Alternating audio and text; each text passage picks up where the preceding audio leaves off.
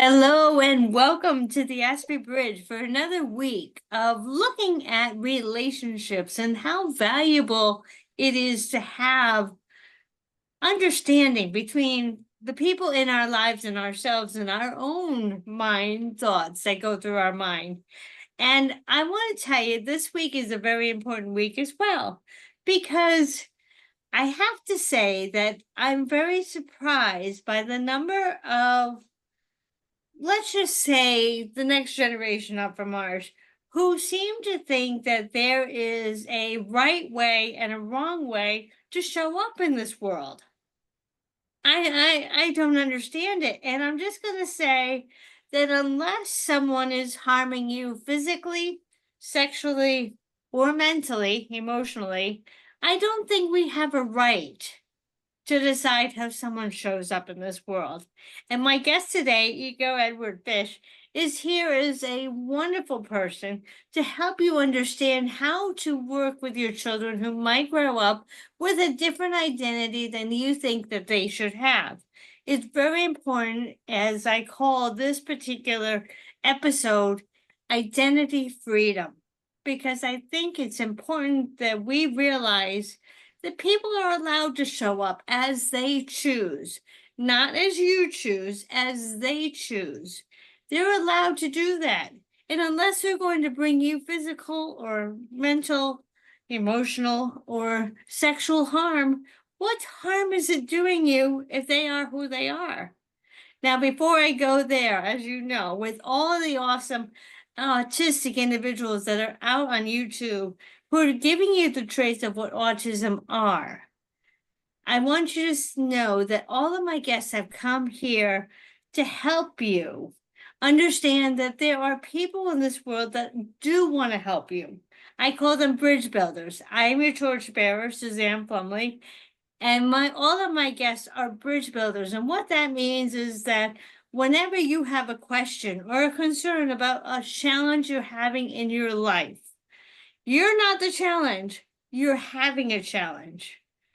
These are my guests who are here to help you smooth the way to go over the bridge back into society, knowing that someone has your back. Now, I am hoping that I have all my guests, and they have pretty much told me so, that will have their eyes open in society to protect you, to stand up for you. They won't join the rest of society and bring you down. They're there to raise you up. Now, as I say, the mission of the Asprey Bridge is to help you find people that you can connect with. I am going to now introduce you to Ego, and he's going to tell you a little bit about himself and what he does for work and why this might be an important mission for him as being part of my new bridge builders to come on and tell you how he can help serve you. Welcome, Ego. How are you? Thank you. I'm appreciative and honored to be a part of your podcast here, Suzanne. Great, great. Can you tell us about some of the work you've done to help individuals who might be learning that they are an individual other than their parents would have expected them to be? Let's put it that way. I'm going to let you go in with your particular terminology because I want to make sure that people understand and I'm not getting it incorrect. Sure. So I have a number of different identities with that. Yes, I am on the autism spectrum. I was a late diagnosis on the autism spectrum. I did not find out that I am on the spectrum until I was 38, back in 2021. So even during the midst of the separation of the pandemic that we went through. And even before that, I was considered to be in part of different identities and different lifestyles, as I identified as a queer and gender fluid individual, starting back in 2018. And also, just a year ago, I started to add the identity of being a trans person on top of that. Now, one of the things that I have discovered uh, in my own coaching work that I go and do, as well as my lived experience, there is a large overlap between those who are on the autism spectrum and those who are LGBTQ plus identified, or um, some other type of neurodivergence, being part of the LGBTQ plus community. I've seen that as well. Yes, yes. And can you tell me, with Pride Month coming up in June, what would you like people to say to you as they're meeting you? How would they give you the most respect if they were meeting you for the first time? I would say the most respect is treating me as a human being. There has been a lot of rhetoric, um, both about the LGBTQ plus community, specifically about trans people and the current political administration in the United States, going invalidating the identity of trans people and the identity that someone can actually be or identify as trans, validly. And there has also been in the political administration, um, talk against the autistic population as well, making claims that we're completely incapable of leading any kind of normal life or holding relationships or ability to work. And I've had relationships where I've been together with someone for more than a decade, and I have worked various kinds of jobs, and including being an entrepreneur. So overall, if one wanted to go and show me the most respect, I would say that when you meet me, treat me as a sovereign individual who is capable, and hold me as such.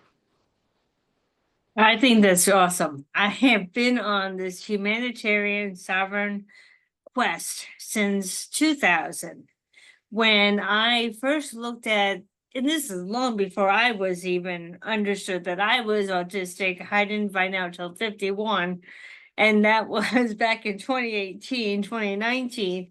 So, but I'd also always seen myself as very humanitarian. And back in 2000, there was the expression, look out for number one. Well, there are two ideas in that. And one is that the way it was intended to go is that you take care of yourself, self love. That's what we're talking about with identity. Take care of yourself, know what who you are, but also watch out for the person next to you. Make sure that their needs are also being met and a capability you're able to provide. Now, a lot of people got that backwards and they said, look out for number one. And this is where the argument that Ika was just talking about, look out for number one is if you're not ordinary, normal, proving yourself as smart, we're going to stomp over you and go beyond you. And I just think that there are so many of us that have so many gifts that to consider any one demographic as a less than is not utilizing their gifts that they can provide. And it's a humanitarian, everyone who is out to help others has a right to show up as they please, as they're able. But masking and pretending that we're going to conform to everyone else's belief system is not giving us the full credit of who we are. What do you think on the idea of conformity and masking? Where do you stand on that? And I'm pretty sure I know, but go ahead, and because masking and conformity seems to be the big thing then. everyone's looking for is if you don't fit into our box, you don't belong. Belonging is a deep-seated, ingrained human need. And that's kind of wired into our nervous systems because when we are children, you know, our survival usually does literally depend upon us belonging, us being taken care of by those who are the adults in the relationship for that, and which are usually our parents or whatever kind of caregiver that you actually go and have. So with that, it can be quite scary at times to other oneself and to say that you know we aren't quite normal or fitting in, and we try to figure things out and look to go and belong at the same time. Like there are a number of content creators that I follow on YouTube, for example, that give kind of points of view that I get the frustration, the unwritten rules of society that the neurotypical population seem to naturally get, that we on the autism spectrum and other kinds of neurodivergence just don't. Maybe because it's um, by our more literal nature at times. Or I know for myself, I can have a tendency, especially in larger groups, to miss on some nonverbal communication. The larger the group at the time, the more likely it is that I'm going to miss something on the nonverbal level. And in the past, I have overly relied upon explicit communication and coming to understand and accept not everyone actually is as open, as honest, as transparent, or as overtly communicative as those of us who are on the autism spectrum. You are so right there. Oh my gosh, thank you for saying that. Because I have found that you're right. The unspoken language. What does silence really mean? Is silence because you're afraid to hurt my feelings? Is silence because you don't want to say something you shouldn't? Or silence because you're just too busy and you don't have time to say it? I find that silence is, when you're expecting a reply, can be very challenging. Another area where I find I have a lot of challenges, I can understand, and both Eco and I are pretty communicable here. I mean, we're so often they say that we can't even hold a conversation. And here we have perfect examples of two people that are holding a conversation quite well. And I would love to know if you don't understand us, because I think we're speaking pretty much clearly. But what I find sometimes for me is when I get those conflicting messages, or a word has a multiple level, like let's just take the word love. I love you. Well, how deep is that love? Or, you know what? I care so much about you. I really love you. I mean, our perception of one word can go levels deep. We don't have a barometer on what that level of that word means. And I think I find it very challenging to go back and forth and say, well, you love me. Well, that would mean to me that you would do X, Y, and Z. Oh, no, I just love you. Now, what do you take from the word love? Great question. And the first thing that comes to mind is a wise mentor of mine who's also neurodivergent herself. Uh, Taught me the idea in the one of the modalities of relationship counseling that I do, um, is when you say I love you on a scale of 1 to 10, what does that look like? Do you love me like on a one, I love you like I love pizza? Or do you love me like at a level 10 where you love me like you take a bullet and die for me?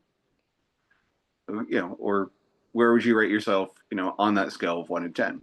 And I thought that's a very interesting way, and it makes sense to my autistic mind of being able to actually ask and rank that kind of thing, like, and being able to actually delve into what do you mean when you say love in that way. Hmm. Yeah. Now I know you do a lot of work with relationships, Yuko. How can you really help people, regardless of their neurotype, come together to have one basis of communication? Because I mean, we're not saying that people who are neurodivergent should only be with neurodivergent, and neurotypical should only be with neurotypical. Have you found some trends in communication that have worked with either you yourself or your clients? Hmm. It's a great question. And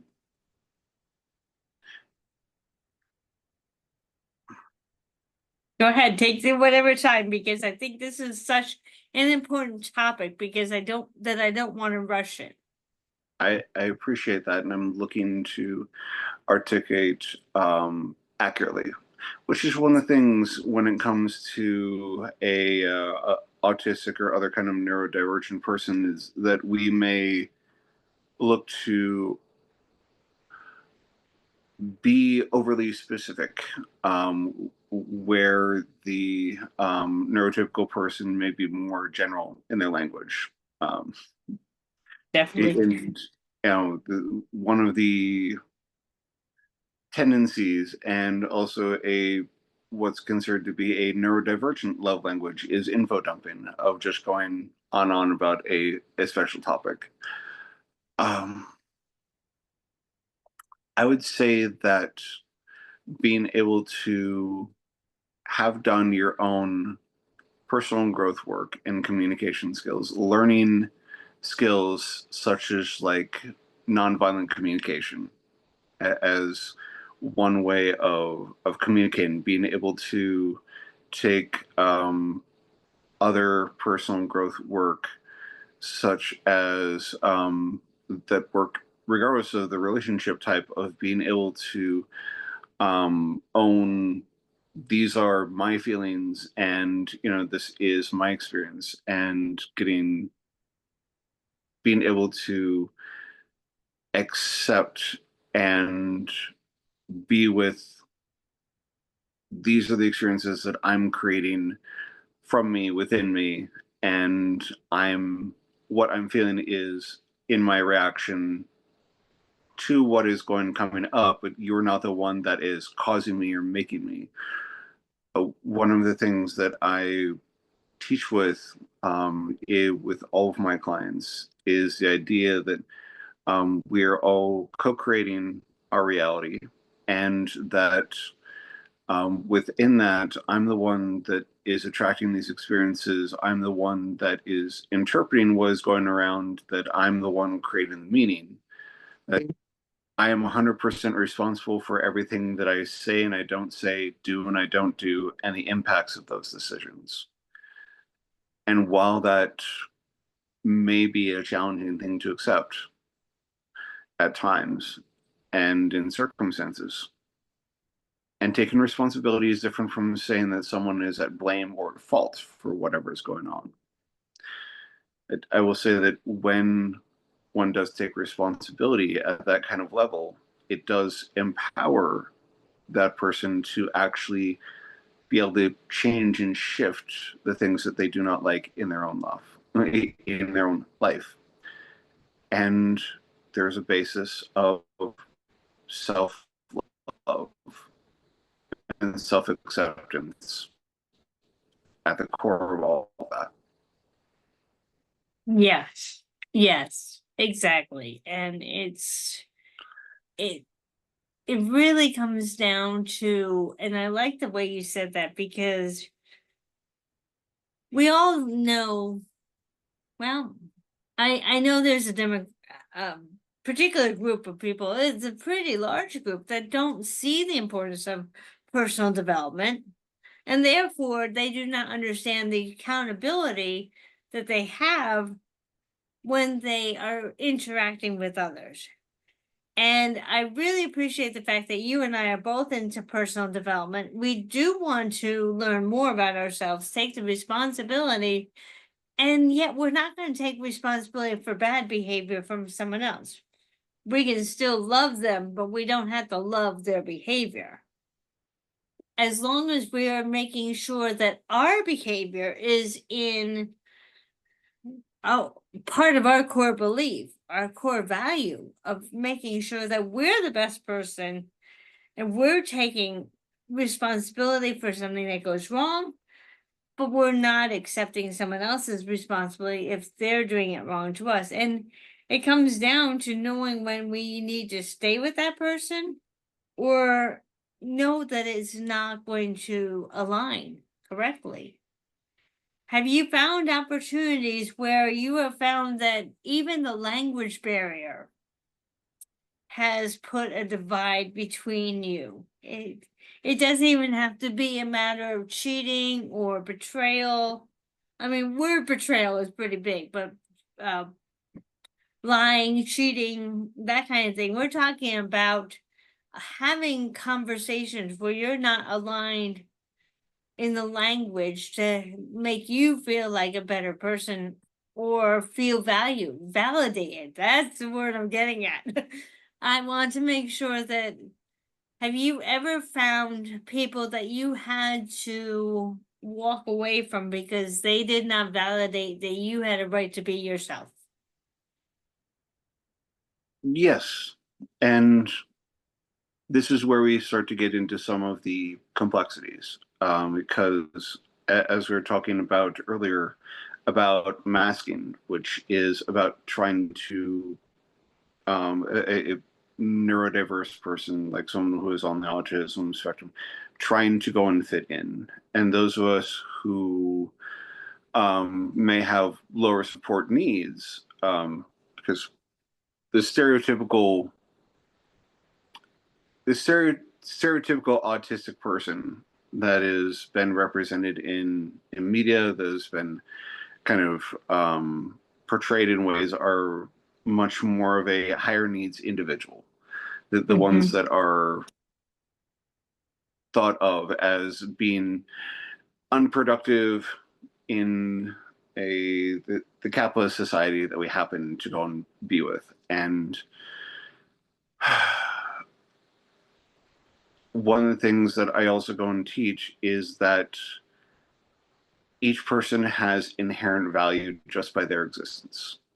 That you Thank you. are worthy and valuable just because you exist. And with that, there can be this apparent conflict between trying to go and fit in and belong and being our authentic selves, with that, which can lead to the masking. And in looking to try to get that and try to make ourselves be and pretend that we're some neurotypical when we're actually not, is ultimately detrimental, because there's a thing known as autistic burnout, and in the meltdowns that can go and actually happen, an autistic person can actually mask to the point to literally cause themselves a mental breakdown because they're being so inauthentic with who it is that they really are. And that is usually because they're trying to be socially acceptable with that. Like, not allowing oneself to actually stim, which that can look a lot of different ways, stereotypical ways of stimming, including rocking back and forth, or being able to like flap the hands are some ways autistic people actually stim as a way of processing things. And it can be a usual experience of someone who's on the autism spectrum to be told something from maybe well-meaning parents or their peers of like, stop that, what are you doing, you're being weird, you're making other people feel uncomfortable, or you're embarrassing me, and being made wrong for us following our natural tendencies and our impulses, which for us as autistic people, we get to unpack and kind of unlearn that. And through, in part, self love and self acceptance, being like, okay, this is what I need for my own emotional self regulation. This is what I need for my well being so I can go and function the way that I need to relate to the world instead of trying to make my way in a world, trying to pretend that I'm like everyone else when I know that I'm not. Hmm. Yeah. And I mean, I want to really get to the deeper issues, but I also want to say that so often it's the ignorance of not understanding the levels of autism that is what gets us in the greatest levels of anxiety. Okay, you're working here, you need to conform to everyone else's standard of work. And this is what I find right now is, okay, I'm not 25 anymore and I am on the spectrum. So how can you hold me to the same numerical standards because that makes your job easier? Or punish me if I'm not sticking to the neurotypical age level appropriate standards. I think that it's the unfortunate, the ignorant person that doesn't come to understand that there is more than one level, there is more than one presentation.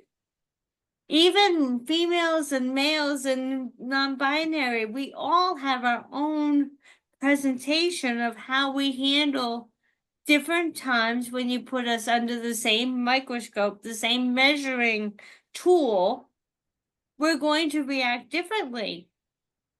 And I think that's important that people come to realize that they need to have a little bit more flexibility. This is what I was talking about yesterday to an HR person that I work with is, if I'm still productive, but I'm changing the type of job I'm doing, is that wrong?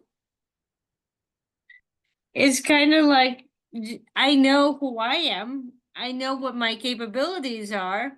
Why not let me be productive in the way I can be productive versus expecting me to hold up to the same standards that you expect everybody else to do? What would you like to add to that? When it comes to a typical working environment, there can be a lot of prejudice when it comes to the autistic population. And with that, um,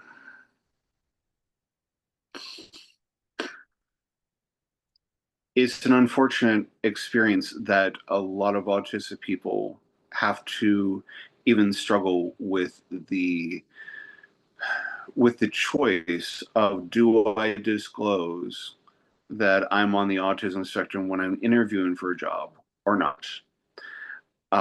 Because a lot of people, a lot of employers may not be aware of how vastly different the autism spectrum is in itself. For a lot of um, conditions isn't exactly the right word. But when people think of spectrums, they usually think very literally from like being from like less severe to more severe, and it's just a straight line.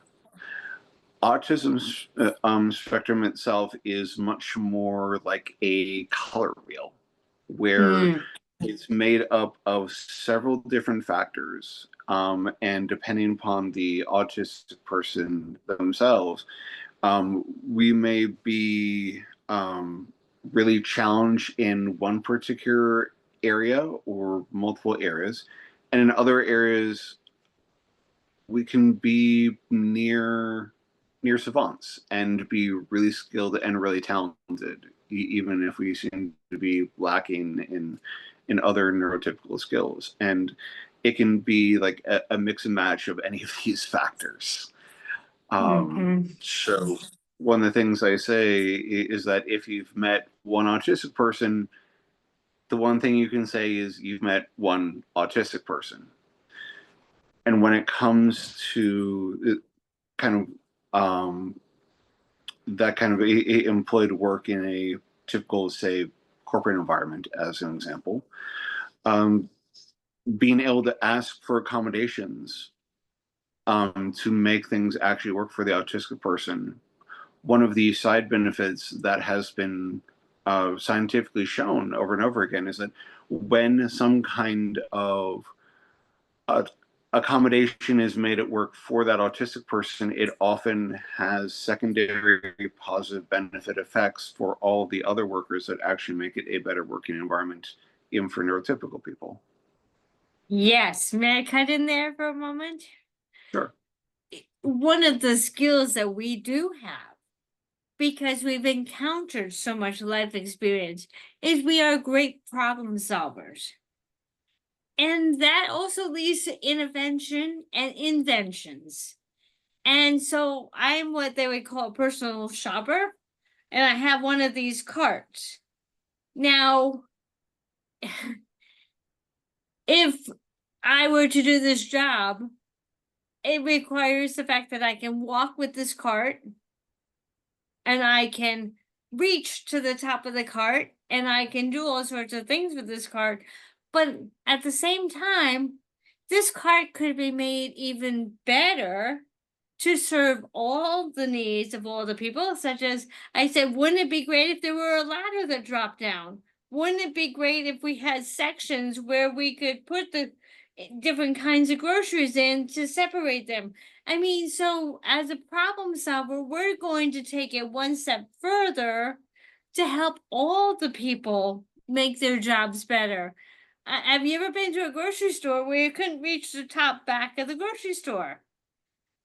Now, that has nothing to do with a neurotype. That has to do with just making the job better and more helpful to all people. But if you were to accept that we have the ability to problem solve, we can make it better for everybody, not just for ourselves. Not just for ourselves. Now, Eco, I'd like to go a little bit deeper as we go toward closer and closer to June. What are some things that you would like the society to really realize they could do to serve a demographic of individuals that do act differently, want to act in a way that is most comfortable to them, and not be chastised for it?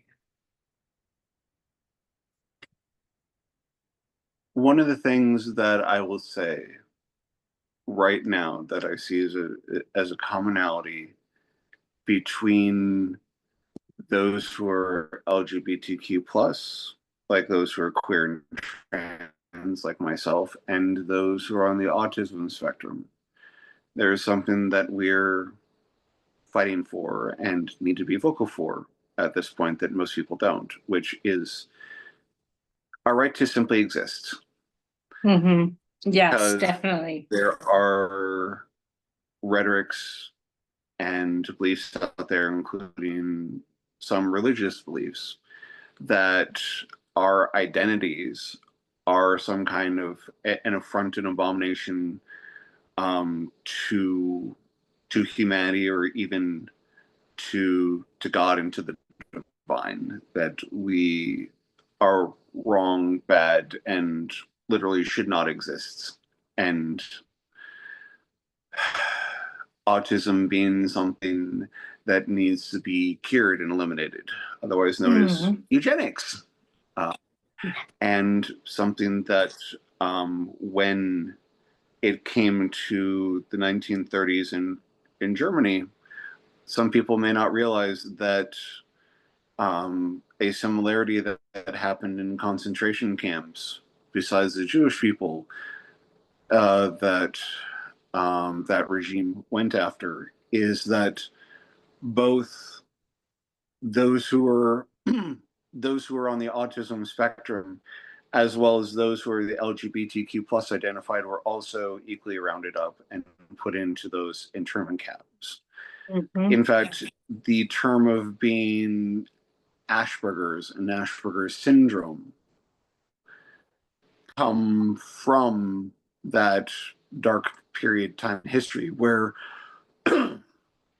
the doctor in one of those camps literally, for being a Asperger's syndrome, literally meant the difference between life and death, which truly actually meant, is this person functional enough to work in the labor camps and thereby be productive and of value to them, or are they not functional enough and will be immediately killed in the gas chamber?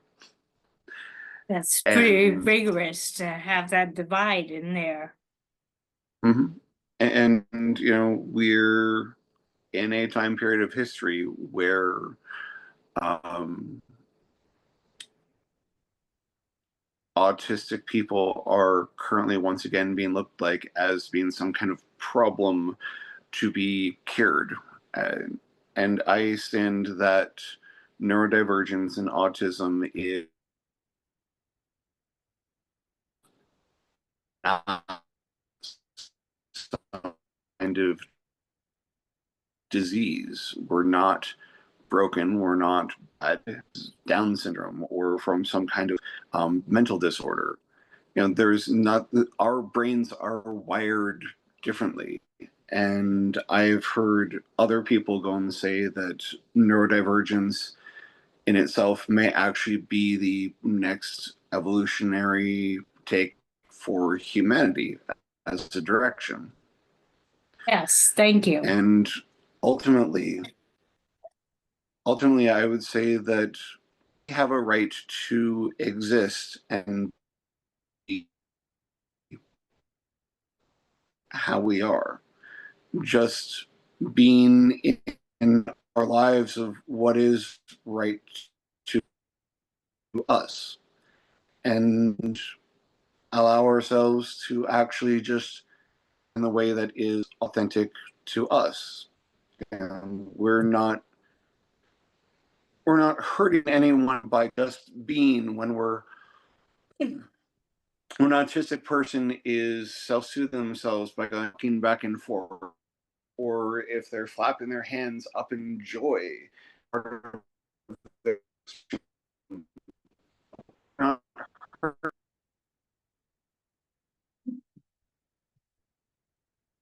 Well, we had a little bit of a technical difficulty there, but I'm sure Ego will be back in a moment. Here he is.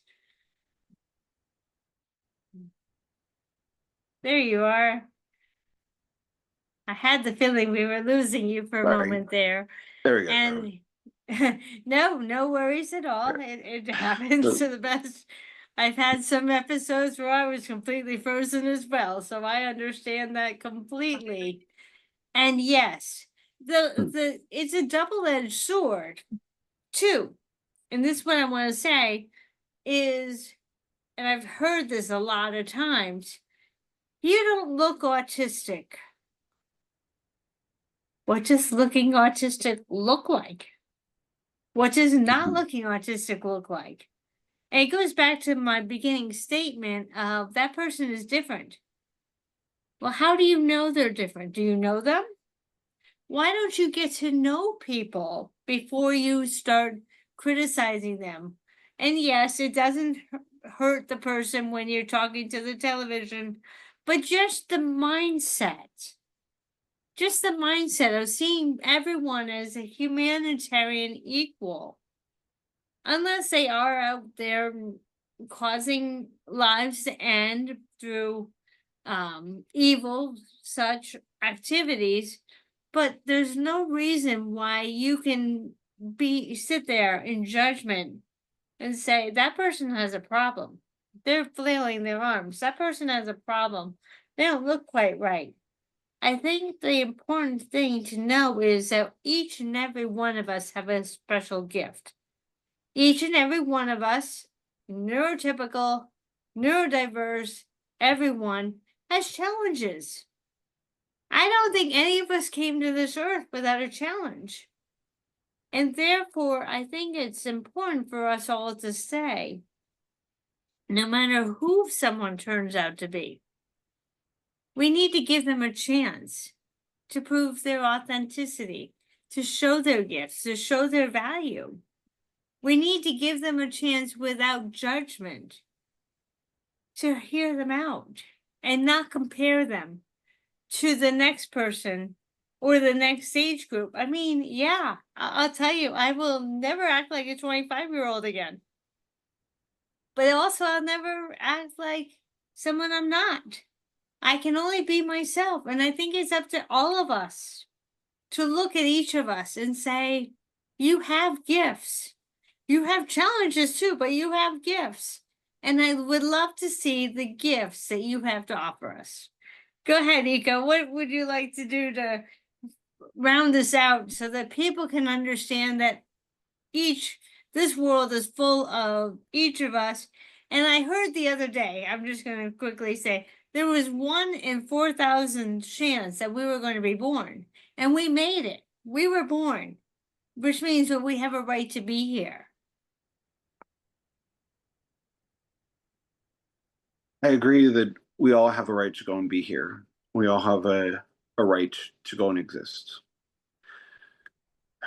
And with that, you have a right to identify however it is that you identify. And part of the work that I do is really creating sacred sanctuary spaces for people to discover and explore what their identities is and what their desires are, free of shame, blame, or guilt, and allowing themselves the opportunity to experience being loved and accepted just as they are. And with that, once again, it starts coming back to the idea of self-love and self-acceptance first. Because while we as autistic individuals, while we as LGBTQ plus individuals may be different and go outside of expected societal norms, none of us are bad, wrong, or broken for being how we are. And one of the things that I found through my own diagnosis of being on the autism spectrum is that I was able to give myself more love, understanding, and compassion for this is how I am, and a greater understanding of this is how my mind actually works, rather than thinking for a good part of my life of like, what is wrong with me? Why can't I seem to go and get this? Why is this so much more of a struggle compared to most other people? I'm still 100% responsible for what I say, what I haven't said, what I've done, haven't done, and the impacts of those decisions. And when I allow myself to actually unmask and be more of my authentic self, it's done with something other than intent to be harmful towards another person. And I know that when I first came out to some of my lifestyles with my parents years ago, I know that my mom at that time didn't want to talk about it at all. And she just kind of threw her hands up and walked away. My dad did his best to try to understand. And he was a very neurotypical person, um, a guy who was born and raised in the Midwest, and ultimately where he came to is, even though he thought that I would literally um, die relatively quickly because of some of my lifestyles, that he thought I would go and get AIDS and be dead within a short period of time. Ultimately, he came to the place of saying, I don't agree with your lifestyles, and I still love you and I accept you as you are. Mm-hmm. Which, that kind of love and acceptance of me, even though he didn't understand, was something that I considered to be a real blessing, considered to be all the alternatives.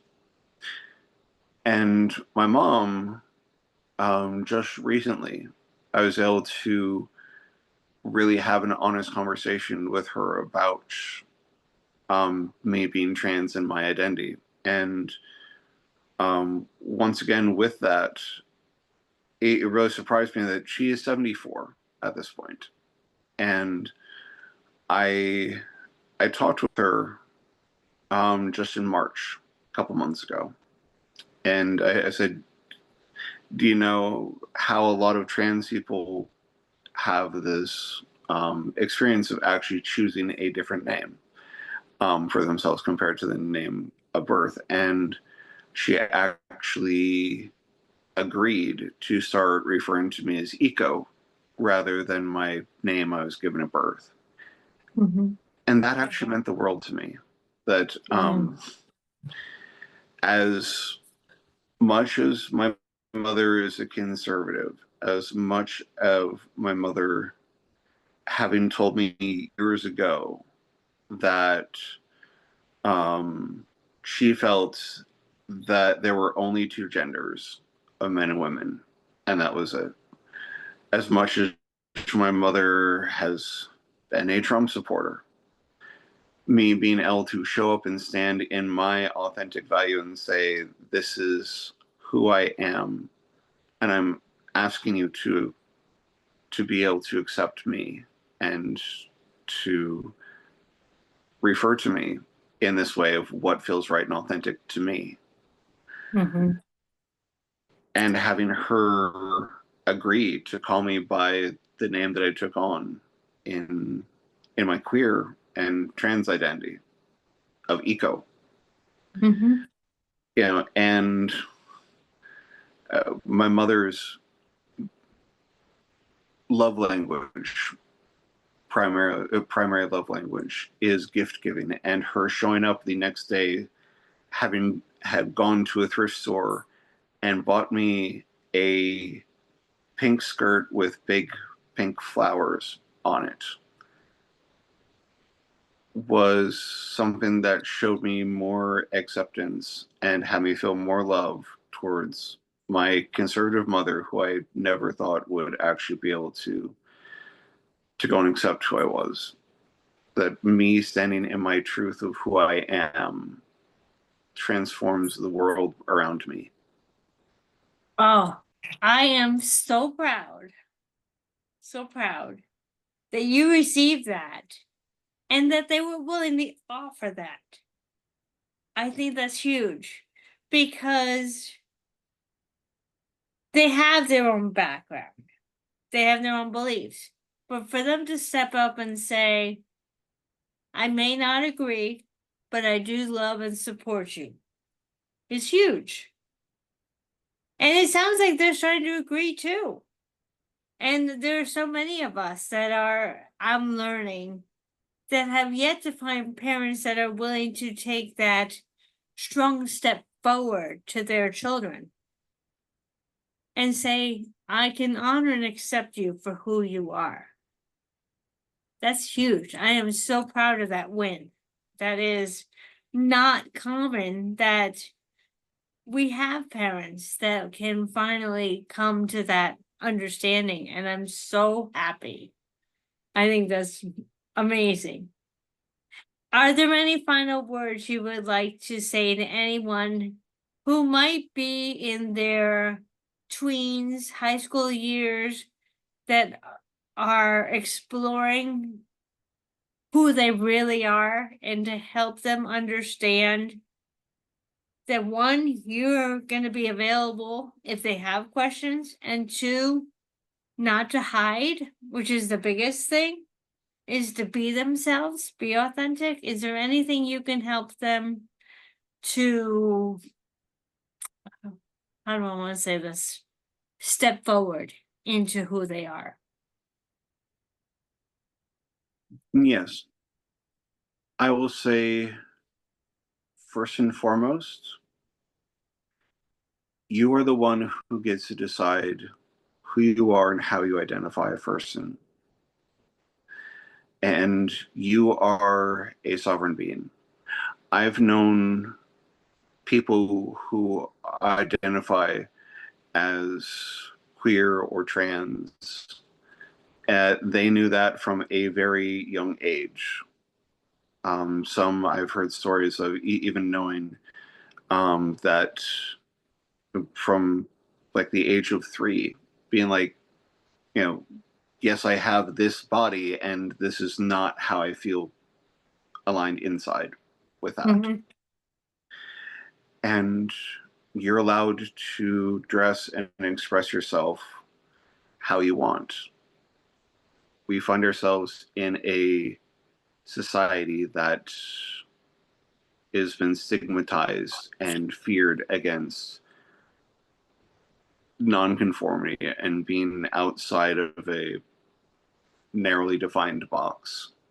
Mhm.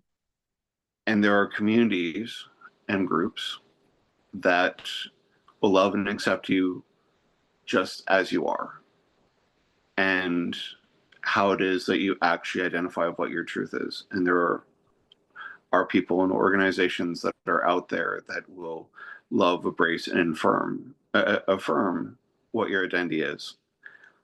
Ultimately, you're the one that gets to affirm your identity for you. And part of the work that I do is in helping people get to that point of having that certainty of, this is who I am, this is who I declare myself to be, and being able to live into that without needing any kind of external validation from parents, peers, or even government entities. Mhm. You're worthy, deserving, and lovable just as you are. And if you've ever struggled with worthiness, I struggle with worthiness. I invite you to lean in right now, listen really close, and by the power invested in me by no one in particular, I hereby declare you now and forevermore worthy, Mhm. just as you are. Yes. I invite you to breathe that in. Yes. Oh, And so if this important. has resonated with you, thank you. And if this has resonated with you, I invite you to reach out to me. My website is divined.life, divined.life. And I do have a primary focus of supporting LGBTQ plus and trans people to embrace their authentic self-expression of who they are and what they desire in their life, and so they can experience being loved and accepted just as they are. And if you go to callwithico, CALLWITHICO.com, you can get a complimentary 30 minutes with me.